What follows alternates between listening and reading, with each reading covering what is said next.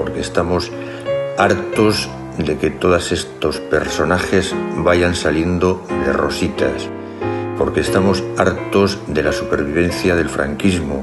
1978an Sanferminetan gertatutakoa oroitu behar dugu.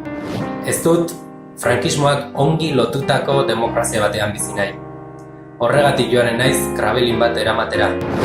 Pedimos que se reabra el caso, que se desclasifiquen los papeles de secretos del Estado y que se juzgue a todos los responsables de aquellos hechos. Feminismotik uste dugu, bakea kolektiboki eraikitzeko oinarrizkoa dela jendartean dauden indarkeriak aitortzea, justizia egitea eta erraparaziorako urratsak ematea.